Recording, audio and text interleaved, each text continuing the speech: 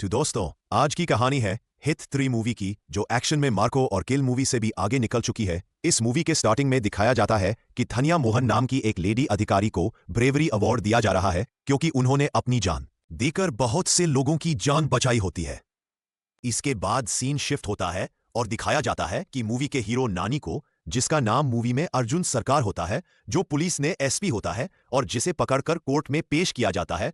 Court में अर्जुन सरकार का वकील जज से 2 दिन का समय मांगता है और उससे जान को खतरा बताते हुए सेंट्रल जेल भेजने की अपील करता है, जिसके बाद जज वकील के सभी बातों को मान लेता है और उसके बाद अर्जुन सरकार को सेंट्रल जेल भेज दिया जाता है। हालांकि वहां के ज्यादातर कैदियों को अर्जुन सरकार ने ही जेल भेजा होता है, तो उसे वहां वह मरने का प्रयास करते हैं। इससे पहले जेल का एक बड़ा क्रिमिनल आता है और अर्जुन सरकार को अपने साथ ले जाता है और अर्जुन को अपनी सुरक्षा के लिए यूस चाकू देता है और पूछता है कि तुम बड़े पुलिस अधिकारी हो, तुम यहाँ कैसे? तुमने बहुत अच्छे काम किए हैं। एफआईआर अर्जुन सरकार अपनी कहानी बताता है, जो फ्लैशबैक से स्टार्ट होती है। फ्लैशबैक कहानी में दिखाया जाता है कि अर्जुन एक गिद्ध को मन से खिला रहा होता है और उसी जंगल में एक बड़े पेड़ पर अर्जुन सरकार एक आदमी को उल्टा लटकाकर उसका गला काट देता है और इसका रिकॉर्डिंग भी कर लेता है। दोस्तों, आप सोच रहे होंगे कि ऐसा क्यों कर रहा है, तो यह मूवी में आगे पता चलेगा। अर्जुन सरकार इसके बाद विशाखापत्तनम के होमिसाइड इंटरवेंशन टीम के बिल्डिंग में जाता है और यहां डीजीपी नकेश्वर राव से मिलता है, जो अर्जुन को उसके टीम से मिलवाते हैं। दोस्तों, अर्जुन सरकार थोड़ा सा साइको कैरेक्टर है, जिससे उसका बिहेवियर थोड़ा सा अलग होता है, जिसके कारण उसके टीम की एक मेंबर वर्षा को थोड़ा अजीब लगता है, तो वह उस पर नजर रखने लगती है। इसके बाद वहां एक कांस्टेबल आता है जो जंगल मेन क्लास के बारे में बताता है, तो अर्जुन अपनी टीम के साथ वहां जाता है तो पता चलता है कि यह वही आदमी है जिसको अर्जुन सरकार ने मारा था। अर्जुन सरकार वहां इन्वेस्टिगेशन करने का नाटक करता है और एफआईआर वहां से अपने घर जाता है। वहां केवल उसके पिता होते हैं। मूवी में यह पता चलता है कि उन दोनों के संबंध उतने अच्छे नहीं हैं, पर उसके पिता उसके शादी को लेकर ज्यादा चिंतित होते हैं। इधर अर्जुन भी डेटिंग ऐप से कई लड़कियों से बात करने की कोशिश करता है, पर उसके स्ट्रेट फॉरवर्ड नेचर के चलते वह किसी को पसंद नहीं आता है, तो उसके पिता उसके फोन से एक लड़की से चैट करते हैं और उसका डेट फिक्स कर देते हैं। एक लड़की जिसका नाम मृदुला होता है, वह अर्जुन सरकार से मिलाने आती है। तब उसे पता चलता है कि यह उसके पिता ने किया है, पर वह दोनों एक दूसरे को पसंद करते हैं और एफआईआर सीन शिफ्ट होता है। अर्जुन एफआईआर एक जंगल में एक और आदमी को उल्टा लटकाकर मारने वाला होता है कि तभी उसके टीम की वर्षा उसे रंगे हाथों पकड़ लेती है। अर्जुन तो अर्जुन है, वो उसे बेहोश कर बंद देता है और एफआईआर उसी तरह इस आदमी को भी मारकर इसका रिकॉर्डिंग कर लेता है। वर्षा होश में आती है तो अर्जुन को जेल भेजने को कहती है, तो अर्जुन कहता है कि उसने जैसे मारा है वह एक रेपिस्ट है। अब दोस्तों, अर्जुन ने दोनों आदमी को क्यों मारा है वह वर्षा को बताना शुरू करता है और कहानी एफआईआर फ्लैशबैक में शुरू होती है। इस कहानी में दिखाया जाता है कि उसकी पोस्टिंग जम्मू कश्मीर के श्रीनगर में हुई होती है, जहां उसके एक मर्डर केस मिलता है और एफआईआर बाह मर्डर स्पॉट पर जाता है, जहां उसे पेड़ से लटकी हुई एक लाश मिलाती है जिसका गला कटा गया है। अर्जुन सरकार अपने सतिर दिमाग से खूनी के टायर के निशान से उसे पकड़ लेता है और उसे जेल में ले जाकर पूछताछ करता है। तभी उसे खूनी के मोबाइल में 2 लोगों के गला काटने का वीडियो मिलता है। तब पता चलता है कि उस खूनी ने ही 2 खून किए हैं। अर्जुन सरकार अपने ऑफिस में बैठा रहता है तो न्यूज आती है, उसी तरह से बिहार में एक और खून हुआ है, जिसके बाद पुलिस ने खूनी को पकड़ लिया है। यह देखकर अर्जुन बिहार आता है और वहां तहकीकत करता है, तो उसे पता चलता है कि कुल 13 मर्डर पूरे भारत में आईएसआई पैटर्न पर हुए हैं। जिसके बाद अर्जुन हैरान हो जाता है। अर्जुन सरकार बिहार के उस खूनी को श्रीनगर लेकर आता है और इन्वेस्टिगेशन करने पर पता चलता है कि उनका सीटी केस से कनेक्शन है। जिसके बाद उनको टॉर्चर करके वह पता कर लेता है कि सीटी के एक डार्क वेब की वेबसाइट है, जो साइको किलर की वेबसाइट है, और जिस किसी को भी इसका मेंबर बनना होता है ना, वह 2 आदमियों को मारकर उनका ऑर्गन निकालकर वीडियो वेबसाइट पर डालते थे और सीटी के मेंबर साल में एक बार सभी एक साथ मिलते थे और मीटिंग करते थे।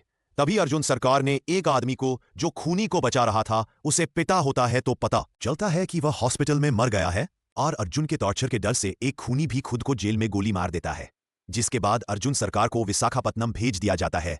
यहां अर्जुन सभी मेंबर्स को एक साथ पकड़ाने के लिए मेंबर बनने को सोचता है और 2 लोगों की हत्या करता है और उसी तरह वीडियो अपलोड करता है। अब अर्जुन सरकार के फ्लैशबैक की कहानी, जो वर्षा को बता रहा था, वह खत्म होती है। अब वर्षा उसका सच जानकर उसका साथ देने लगती है। इसके बाद वर्षा अर्जुन सरकार को एक वीडियो दिखाती है जो जयपुर का होता है, जिसमें एक आदमी एक दूसरे आदमी को मार रहा होता है। उन्हें पता चलता है कि उसने अभी एक खून किया है, तो वह उसे पकड़ाने के लिए जयपुर जाते हैं और बहुत ज्यादा मेहनत और तहकीकात करने के बाद खूनी को पकड़ता है तो वह हमला कर देता है। इसके बाद अर्जुन सरकार उसे मार देता है। तभी अर्जुन सरकार को पता चलता है कि वह सीटी के मेंबर बन चुका है और यूज भी मीटिंग के लिए बुलाया गया है। यह बात और डीजीपी निगेश्वर राव को बताता है तो वह उसके साथ एक ऑफिसर को उस पर नजर रखने के लिए भेजता है। यह ऑफिसर और कोई नया मृदुला होती है। एफआईआर यहाँ चारों जिसमें दिवाकर, मृदुला, वर्षा और अर्जुन होते हैं वह ट्रेन पकते हैं और प्लान बनाते हैं। एफआईआर वही अर्जुन मृदुला से प्यार का इजहार भी करता है और एफआईआर ट्रेन से उतरकर सीटीके के बताए जगह पर जाता है। वह इसे इतना सतीर तरीके से अपने अंडे पर ले जाता है कि उसकी टीम उससे अलग हो जाती है। अर्जुन को सिटी के ग्रुप के एडमिन से मिलवाया जाता है जहां उसका वेलकम किया जाता है और सभी को इकट्ठा किया जाता है। उसके सामने निर्दयता पूर्वक एक लड़की को मारा जाता है। एफआईआर पार्टी शुरू होती है और अर्जुन उनके ठिकानों को अच्छी तरह जांच लेता है और उसे एक जगह बहुत से लोग मिलते हैं जिन्हें सिटी के एक एक करके मरने वाला होता है, जिसमें एक 7 महीने का बच्ची होती है। अर्जुन के टीम मेंबर को सीटी के गुमराह कर चुकी होती है तो वह पुलिस के साथ 3 अलग अलग जगह पर छापा मारते हैं। इसी बीच सिटी के दिवाकर जो अर्जुन का एक टीम मेंबर है यू से उठा लेती है। इसे से अल्फा को शक होता है कि कोई ना कोई तो पुलिस वाला है। अल्फा ग्रुप में तो वह सभी को लड़ने के लिए कहता है और जो अनंत मेन बचेगा वी सिटी के मेंबर होगा ऐसा कहता है। अल्फा को शक होने लगता है कि वह एक ट्रेंड पुलिस ऑफिसर तो नहीं, तो वह उसे दिवाकर को अर्जुन सरकार के सामने लाता है और मरने को कहता है।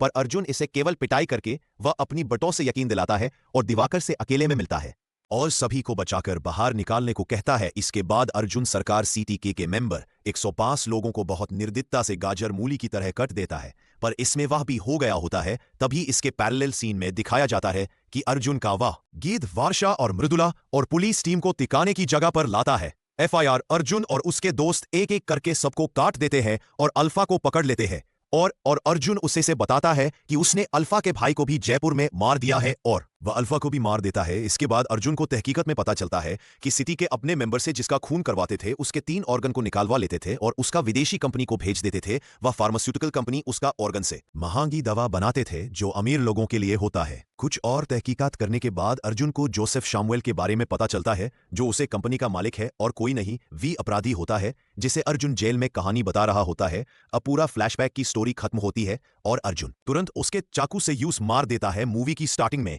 जिस धनिया मोहन को दिखाया जाता है वही थी जिसे सिटी के ने अर्जुन और सभी के सामने निर्दयता से मारा था। धनिया मोहन के वीरता को देखकर वह सारा श्रेय यूज दे देता है जिसके लिए यूज ब्रेवरी अवार्ड मिला होता है। दोस्तों, आप सोच रहे होंगे कि अर्जुन सरकार का क्या हुआ, तो उसने जिस जेल में जोसेफ की हत्या की थी उसका सुपरिटेंडेंट उसी का दोस्त होता है जो उसे निर्दोष साबित करवा देता है और अर्जुन फिर से ड्यूटी ज्वाइन कर लेता है।